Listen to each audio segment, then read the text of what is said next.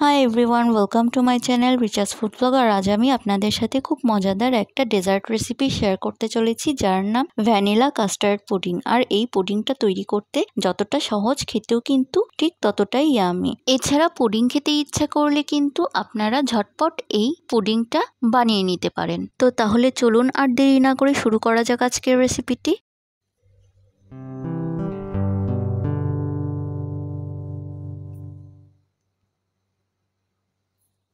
তো পুডিং তৈরি করার জন্য আমি প্রথমে একটা মিক্সচার তৈরি করে নেব। এর জন্য আমি এখানে একটা বাটিতে সামান্য দুধ অ্যাড করে নিয়েছি। এখন এখানে হাফ চা চামচ আগার আগার পাউডার অ্যাড করে নিচ্ছি। এখন এই আগার আগার পাউডারটা দুধের সাথে ভালোভাবে মিক্স করে নেব।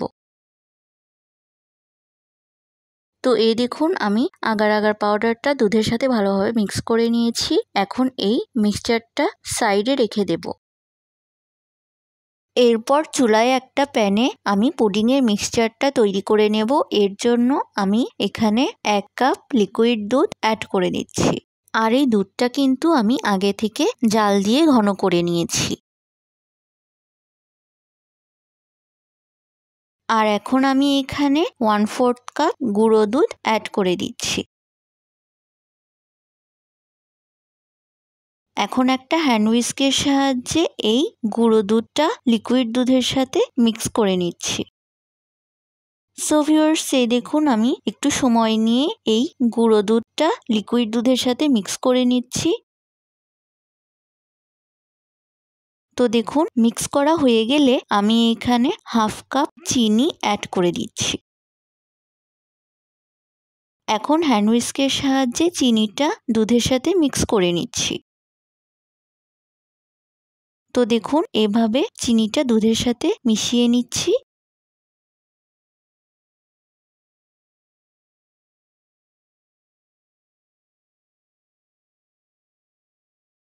সো ভিউয়ার্স, এই দেখুন, চিনিটা দুধের সাথে ভালোভাবে মিক্স করে নিয়েছি। আর এ পর্যায়ে আমি এখানে 1 টেবিল চামচ কাস্টার্ড পাউডার অ্যাড করে দিচ্ছি। এখন হ্যান্ড হুইস্কের সাহায্যে এই কাস্টার্ড পাউডারটা দুধের সাথে ভালোভাবে মিক্স করে নিচ্ছি।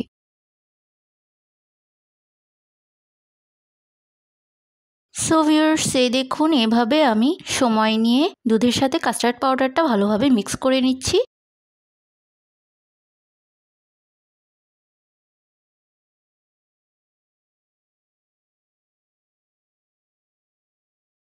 সো ভিউয়ার্স, এই দেখুন, আমি কাস্টার্ড পাউডারটা দুধের সাথে ভালোভাবে মিক্স করে নিয়েছি। আর এই পর্যায়ে আমি মিডিয়াম হিটে কাস্টার্ডটা তৈরি করে নিচ্ছি। আর এ পর্যায়ে কিন্তু হ্যান্ড হুইস্কের সাহায্যে অনবরত নাড়াচাড়া করতে হবে, যেন কাস্টার্ডটা পুড়ে না যায়। তো দেখুন, এভাবে আমি সময় নিয়ে কাস্টার্ডটা রান্না করে নিচ্ছি।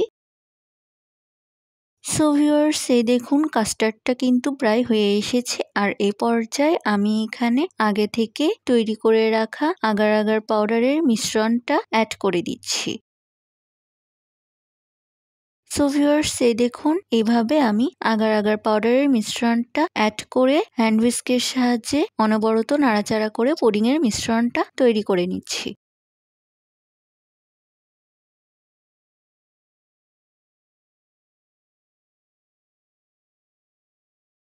সো ভিউয়ার্স, এই দেখুন, আমি হ্যান্ড হুইস্কের সাহায্যে অনবরত নাড়াচাড়া করে এভাবে পুডিংয়ের মিশ্রণটা তৈরি করে নিচ্ছি।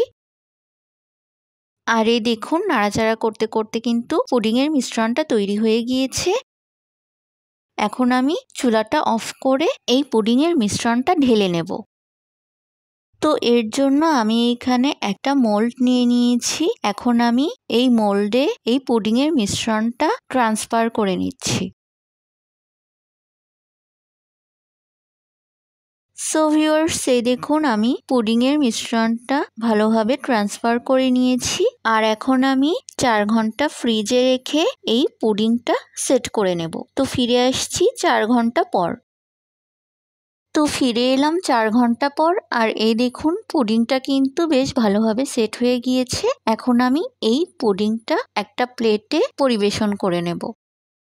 সো ভিউয়ার্স, এই দেখুন আজকের recipe vanilla custard pudding ready and served. আপনারা কিন্তু সামান্য কিছু উপকরণ দিয়ে খুব কম সময়ে বেকিংয়ের কোনো ঝামেলা ছাড়াই এই মজাদার পুডিংটা তৈরি করে নিতে পারেন। এছাড়া বিভিন্ন অকেশনে অথবা কোনো ঘরোয়া অনুষ্ঠানের খাবারের মেনুতেও কিন্তু এই মজাদার পুডিংয়ের রেসিপিটি অ্যাড করে নিতে পারেন। সো ভিউয়ার্স, আজ এই পর্যন্তই। আমার পরবর্তী রেসিপিটি পেতে হলে আমার চ্যানেলটিকে অবশ্যই সাবস্ক্রাইব করবেন। আর আজকের ভিডিওটি যদি আপনাদের কাছে ভালো লেগে থাকে তাহলে প্লিজ ভিডিওটিতে একটি লাইক, কমেন্ট এবং শেয়ার করবেন।